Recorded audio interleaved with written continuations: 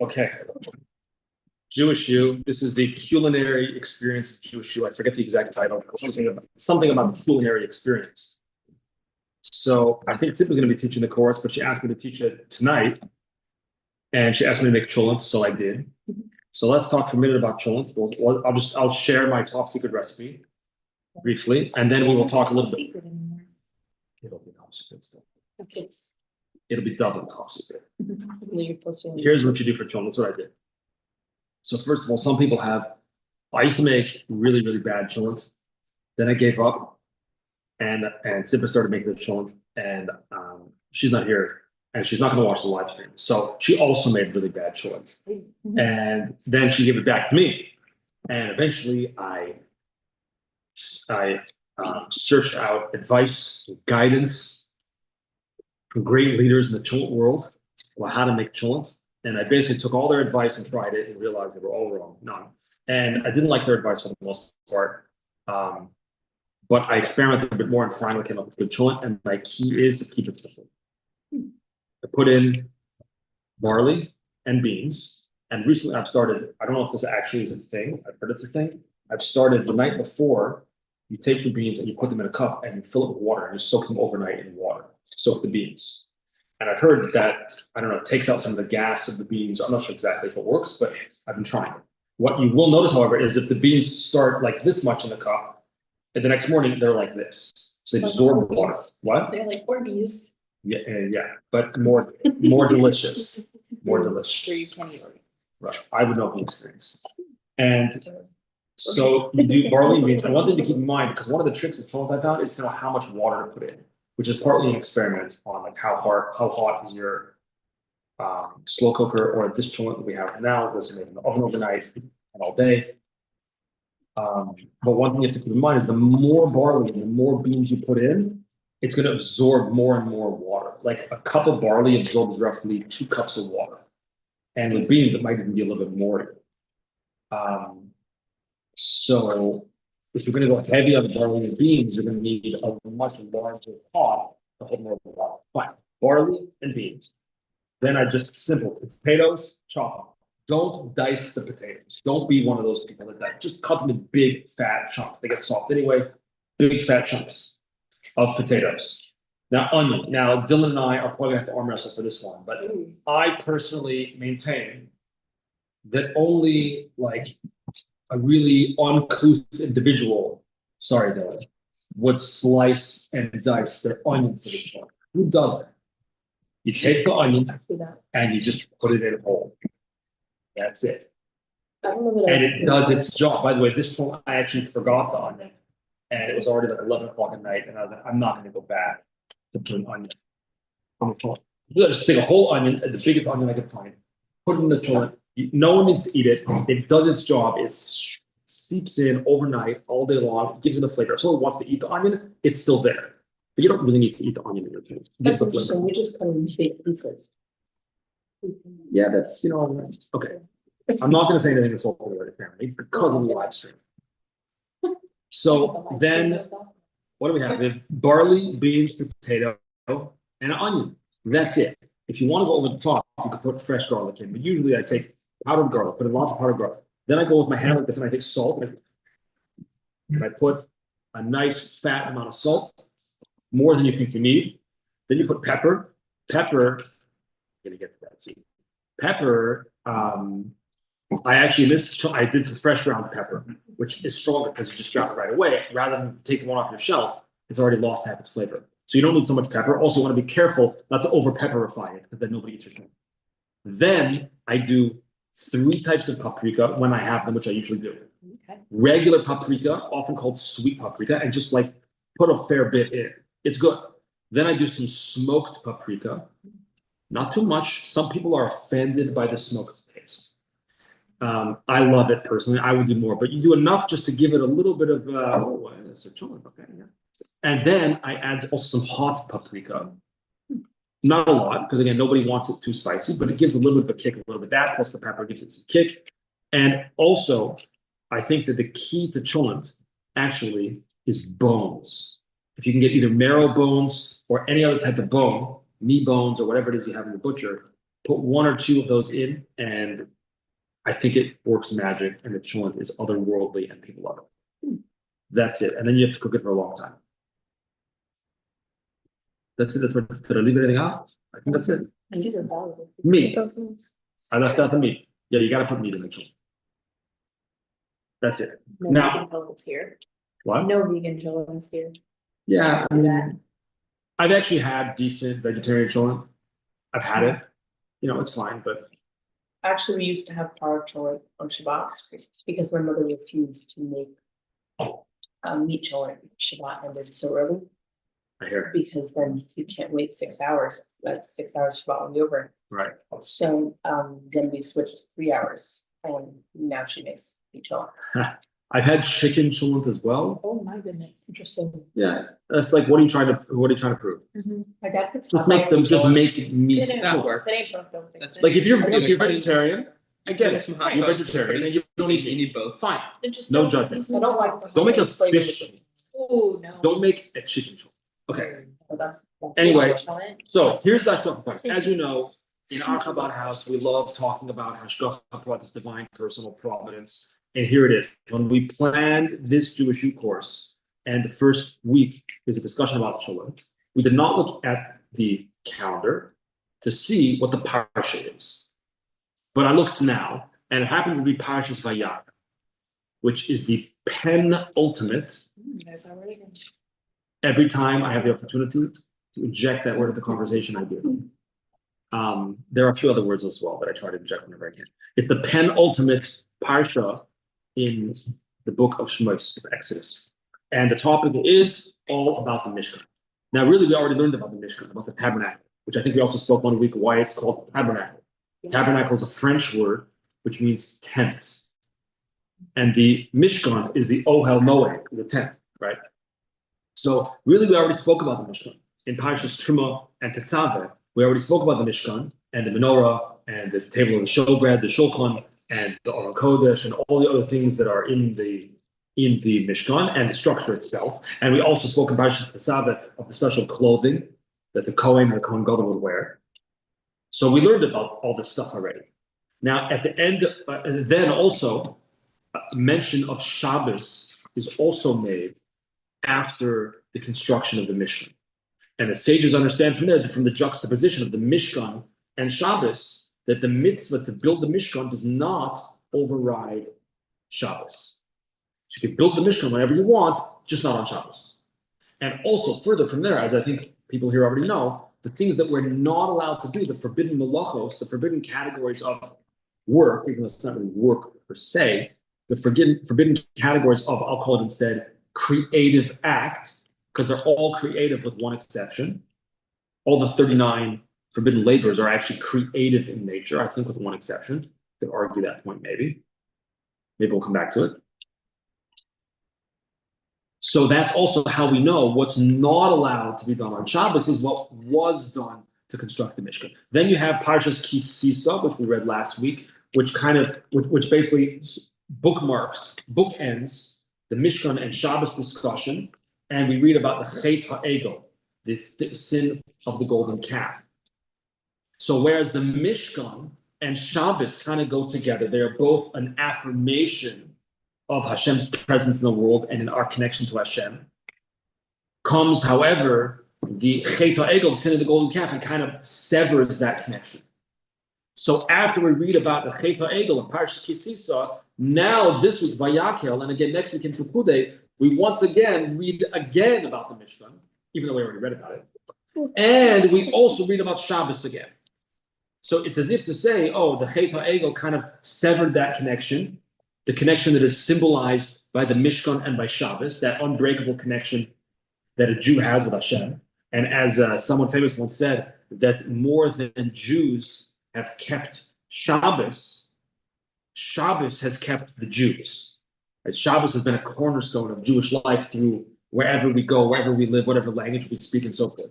But now this week, we reintroduce the Mishkan and Shabbos. Now we're going to reaffirm that connection. So in the beginning of Parshat Vayakhel, the Torah tells us, Vayakhel Moshe gathered as Kol Adas B'nei Yisrael, all of the community of the Jewish people. When did this take place? Rashi tells us the day after Yom Kippur. That's when it took place. And what does he say? Guys, Shabbos.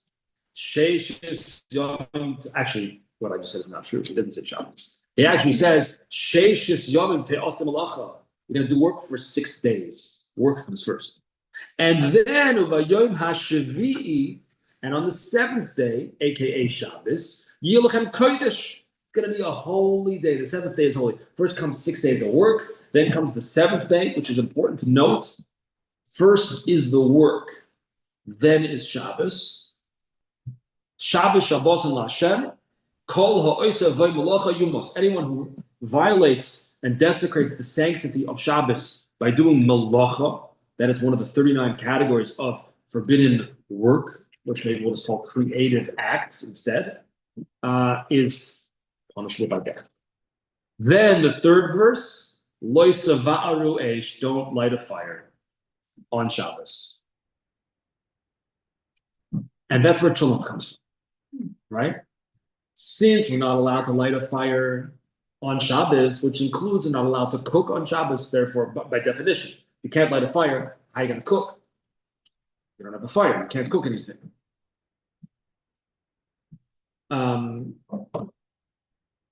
So therefore, we needed a way to have food. Now you can eat cold food, it's true, but we wanted to honor the Shabbos with hot food.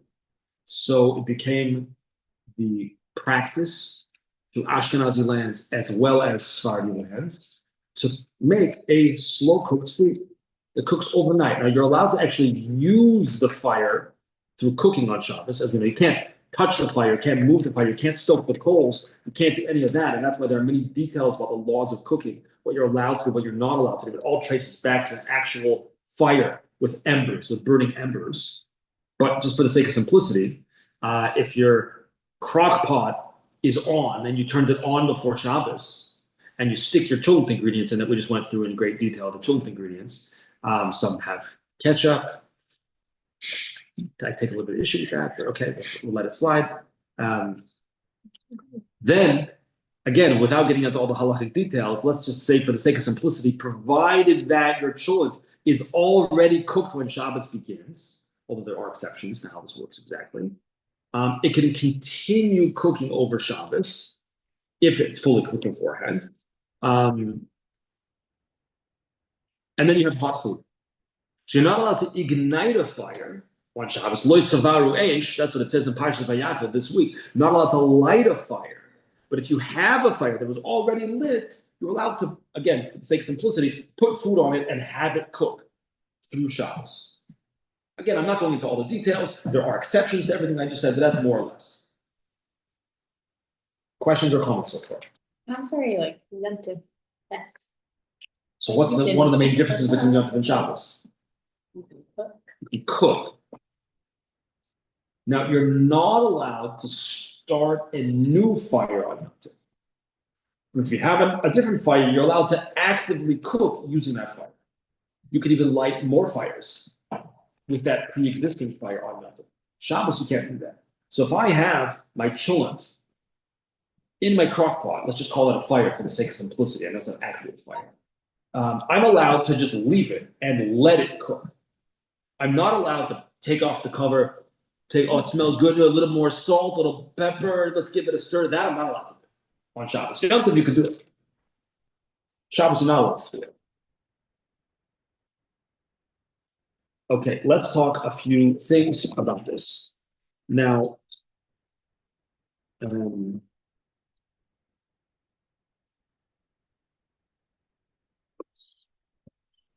you cook using solar heat? Can you cook in the sun? Can you cook in a microwave? Microwave is not a fire at all. It's radiation. Radiation. You could argue, again, the slow cooker, the Chulent pot, okay, it's not fire. But somewhere in the Chulent pot is some type of element that heats up and gets very hot. So it's kind of like fire.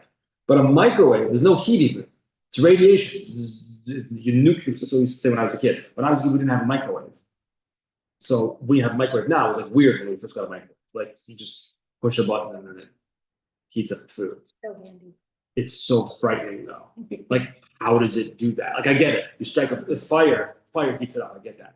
But here, there's no heat. There's just like zaps of radiation. And you're literally nuking your food. It's pretty weird. Can you do that on Shabbos?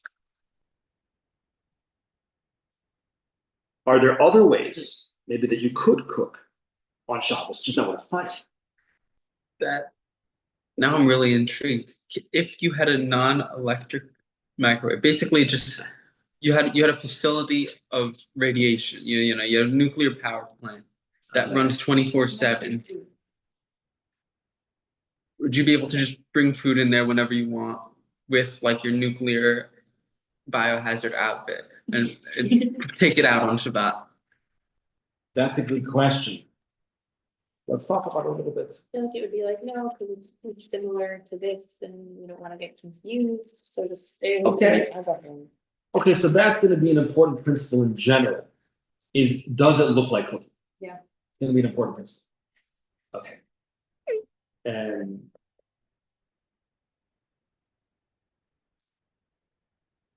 let's go with that for a second. Let's say I actually tried this once. You ever hear the phrase, it's so hot, it's not that hot, but it's so hot, cook an egg on the sidewalk? I tried it once. One of the summer days was like, this was years ago. You know, like so hot if you walk outside barefoot, it like hurts. The sidewalk is blazing hot. Or especially if it's blacktop, that absorbs all the blazing hot. So I wonder if you could actually cook an egg in the sun through the heat that's generated like that. So I went outside, I cracked an egg on the sidewalk. It didn't work right. It did not cook. I was very depressed after that for months. Yeah. I was going to start a restaurant. Sidewalk. Yeah, sidewalk restaurant. There- What happens, by the way, if you're carrying an avocado and you trip on the sidewalk? What do you have? Like, Sidewalk. Okay, it was really bad, right? You should like. Okay. Okay. That reminds me of another joke. I don't know why. Chaim is already an old man. He's advanced in age, and he's on his last days, his last moments. He's on his deathbed, and he's preparing to move to the next world and so forth. He recites the Shema and everything, and then he smells delicious smell of his wife's cookies. He says, Chani, bring me a couple of the cookies. I'm going to say a bracha on cookies. She says, don't touch them. Those are for the Shiva. Whoa. I don't know how we got there, but we did. So, can you cook in the sun? The answer is yes. You're actually allowed, if it would work, to cook on Shabbos in the sun. Now, 1 second. You're not allowed to cook with a fire or a derivative of fire, something that comes from fire. So, like, let's say you heated something up and used that to cook, like the Gemara talks about an olive press. I never tried this experiment, but apparently when you press and crush the olives to make olive oil, the refuse from that, the leftover olive meat and seeds generates heat. So in the good old days, they used to use that to like prop up against pots to keep it warm. So if that was hot enough to actually bring your food to boiling temperature, would you be allowed to do that on Shabbos? The answer is no. It looks like cooking. Not exactly cooking, but it looks like it. So I'm not allowed to do that. Whereas cooking in the sun doesn't look like cooking, because maybe you're a weirdo and you're trying to cook eggs on the sidewalk. Normal human beings don't do that, even if it works. So just because you want to cook in the sun, nobody does that. So nobody will mistake that for, oh, maybe it's hard to tell, but really he's cooking with a fire over there. And look, his eggs are delicious. Nobody's going to mistake it. You're cooking in the sun. That's not normal. So that would be permitted.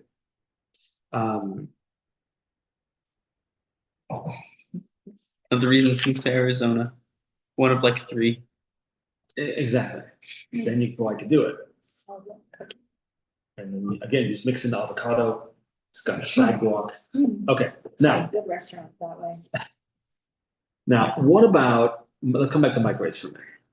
What about microwaves?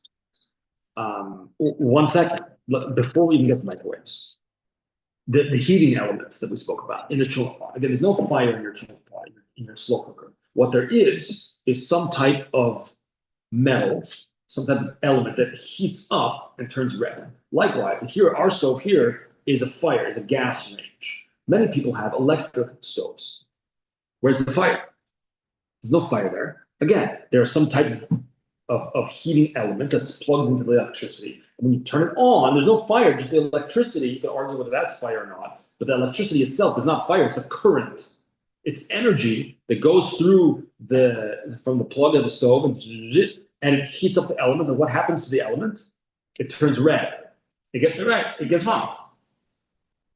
What's so funny? No, I'm just like, it turns red, like the scientific, I was like, it gets hot. I don't know. Yeah, it gets hot. In the process of getting hot, it turns red. By the way, that's just pro tip as Pesach comes. If you have that type of stovetop, they're very, very easy to kasher for Pesach or for any other time of year. But the electrical elements are simple.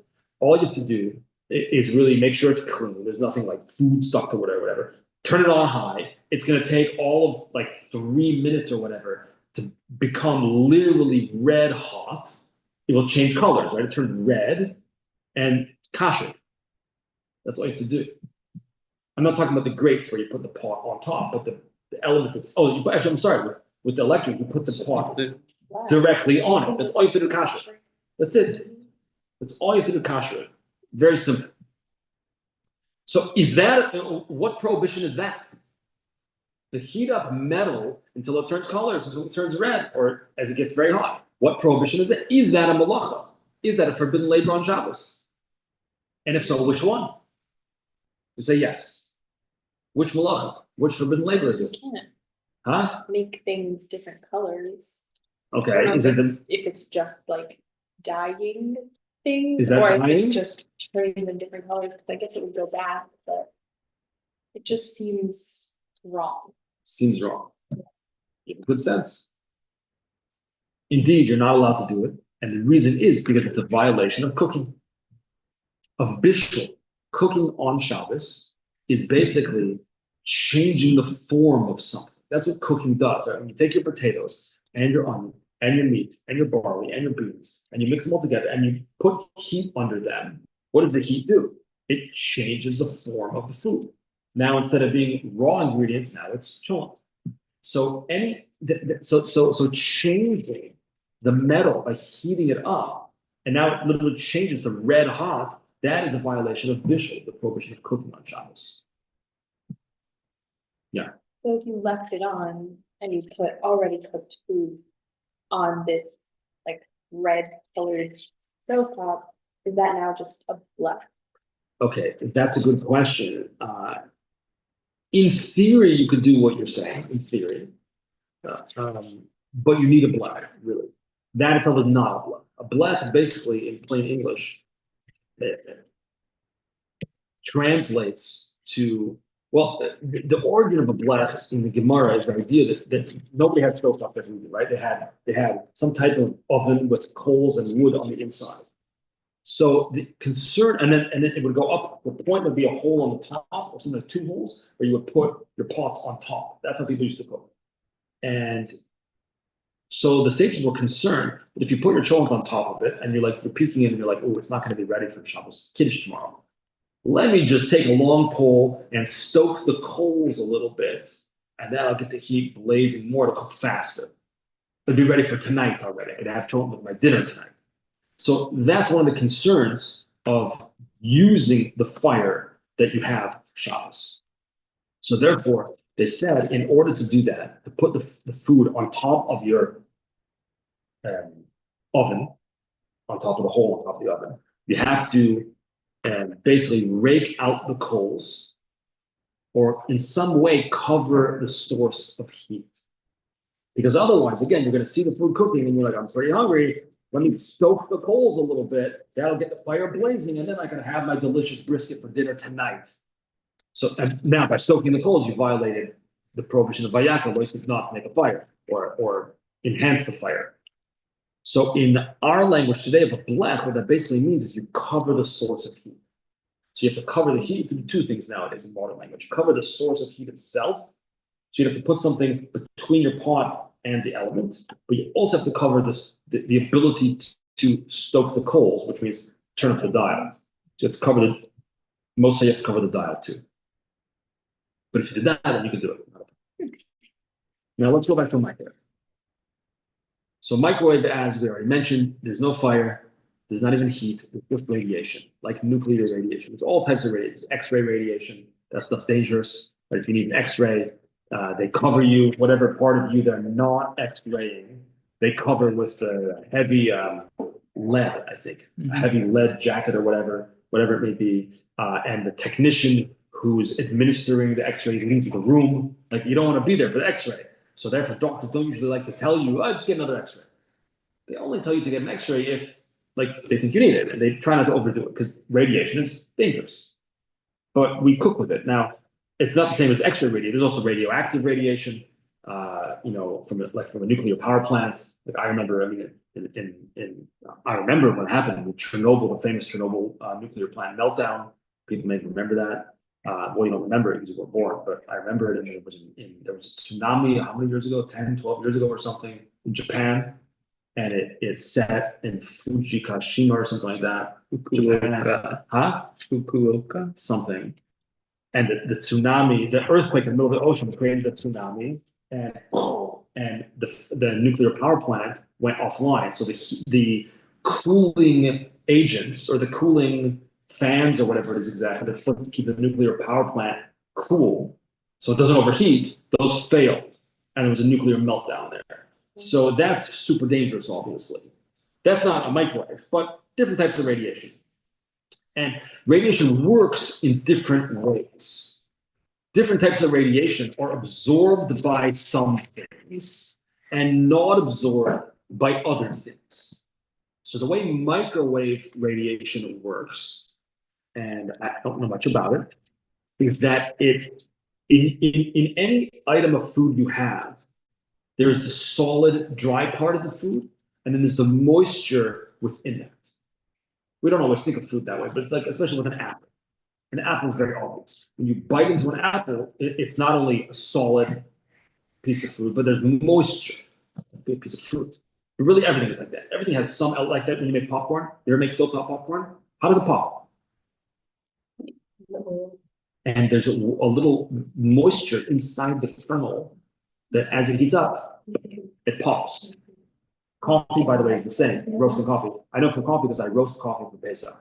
I have a whole thing set up. I get the green beans and I roast them for Pesach. But that's what happens. So every food has the dry part of the food and has the moisture within the food. Some foods are more moisture than others, like a piece of fruit. An apple is moister, wetter than a bean.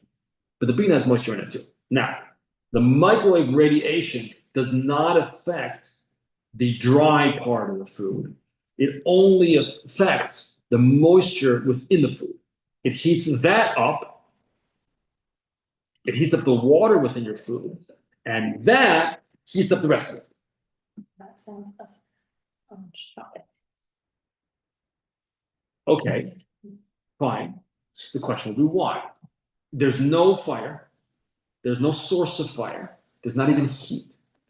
It's a ray of radiation, whatever exactly radiation is. I'm not actually sure what exactly it is. Some kind of wave energy of some sort, right? So it's absorbed by the liquid within the food, and that in turn heats up the dry part of the food. That's basically what a microwave, how it works. The question is, are you allowed to do it or not? And you say, sounds problematic. And you're right. However, there's a discussion amongst the halachic authorities, amongst the poskim. Is it forbidden according to Torah law or according to rabbinic law? And I will suggest that it's not just a theoretical discussion, but there actually could be a potential practical application. Is it a d'oraisa, Torah law, or is it d'rabbanan, a rabbinic?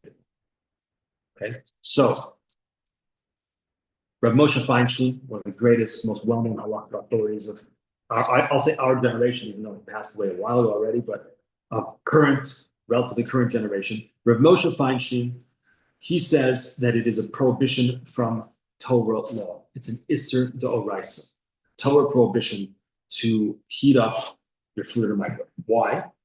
Because at the end of the day, even though there is no fire, you're doing the same thing as if you just put it on top of a stove and turn out the fire.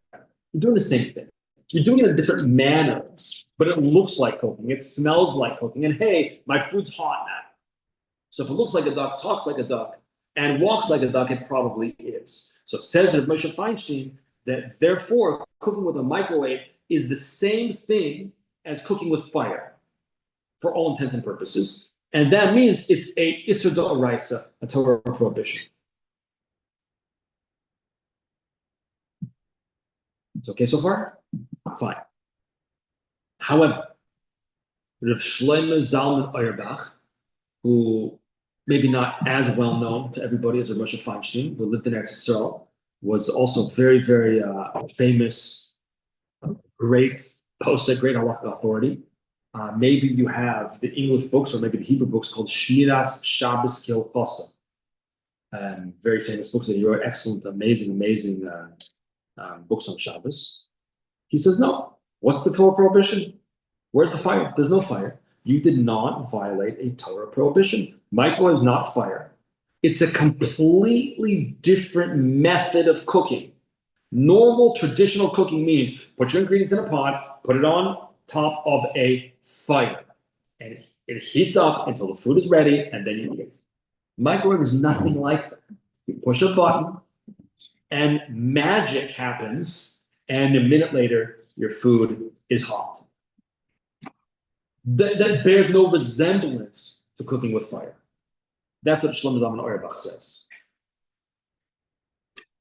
However, you are cooking, and therefore it's a rabbinic prohibition. It's an Isser d'rabbanan, not an Isser d'oraisa, as Moshe Feinstein says.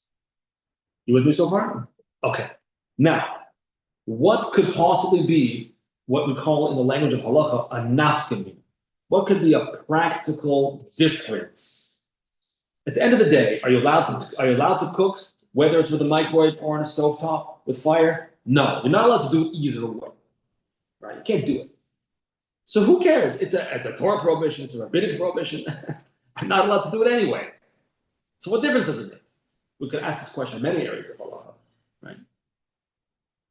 Sometimes when people say, some people, they get offended about rabbinic laws. And I've heard people say, oh, that's a d'rabbanan, that's rabbinic. I'm not into that. So my typical response is, oh, rabbinic. Yeah, you mean like Hanukkah and Purim, like that kind of rabbinic? Because those are also rabbinic. You celebrate Hanukkah, you celebrate Purim, yeah, okay, fine. Anyway, yeah, you want to think about it for a second? What is a practical nafkamina? What's a practical difference? I don't know if we're going to get it, but maybe we'll try to get some hints, or we'll see. What does it matter if it's a prohibition from the Torah or a prohibition from the rabbis to cook? The first thing that I go to is what happens if you do it, then what's the punishment? Punishment. Wow. Okay. Let's learn more chassidus. Yeah, Learn more chassidus. first thought I had. Okay. I mean, You're not we're just necessarily. talking You're about not wrong. fire and the punishment is death, so. I don't want to talk about it. You're not wrong. You're not wrong. But okay. You're not wrong. Put it that way. You might even be right. Think now, extenuating circumstances.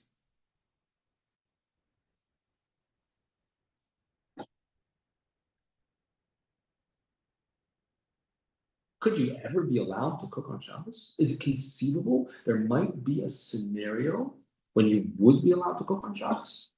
You're still nodding your head. If you, let's say, had somebody that was like deathly ill. Oh, maybe a pikuach nefesh. Maybe in a hospital. And the person needs food. And it's Shabbos. Well, we're not going to I'm sorry, can't give you food. It's Shabbos. I can't cook anything for you. No, obviously we're going to, of course, that's not a violation of Shabbos. That's keeping Shabbos. To violate Shabbos for Pikuach Nefesh, right? That's not desecrating Shabbos. That's keeping Shabbos. That's how we keep Shabbos in extenuating circumstances, life and death, Pikuach Nefesh, right? But what if time was not an issue? What if it wasn't a rush? What if I just needed to give the patient who is very ill, God forbid, I need to get them food. I could heat it up on the oven with a fire using a actual live fire, Torah prohibition, or same deal at the end of the day, I can heat it up in a microwave, which, at least according to Shlomo Zalman Auerbach, is actually a rabbinic prohibition. Which one should I do? Rabbinic. Heat it in the microwave would be preferable halacha in that scenario. That's a practical, or hopefully not practical, difference. Okay, any questions or comments? Or we should wrap up. That being said, we'll just conclude with this, that electricity is a very big topic of discussion. Well, it's not really anymore. It's been around a while. But when electricity first came out, it was hotly debated amongst the halachic authorities of the day. And it was very controversial and hotly debated. Now everyone understands that it's effectively is a form of fire. If electricity is prohibited for the reason in our parsha list about rage not to make a fire, questions came up when you have new technologies, like for example, LED light bulbs. There's no heat, there's no, halogen bulb, for example, or the old-fashioned, nobody has this anymore, an incandescent bulb. Those actually generate heat. Incandescent bulb, how does it work? There's an actual piece of metal in there, a filament it's called, right? It's just like your stovetop. It actually heats up and turns red, and that's how it gives light. Mamish, that's for sure. According to all halachic authorities nowadays, that's fire, or considered like fire. LED bulb, maybe not. Okay, practically speaking, everyone agrees also nowadays that LED bulbs are also forbidden as electricity, but it's a discussion. I won't see a class actually on LED bulbs. Anyway, thank you for joining the culinary experience of Jewish you for the Chulent, and we'll meet next week again, God willing. I'm not sure off the top of my head what next week's. Oh, fish. We're making Fish. fish. Fish is connected to Shabbos, obviously. Anyways, first of all, most simply, fish in Hebrew is dag. Dag is daled and gimel. Daled is the gematria of 4. Gimel is the gematria of 3. 4 plus 3 is 7. Shabbos is, as we saw in the parsha, you didn't know already, the 7th day.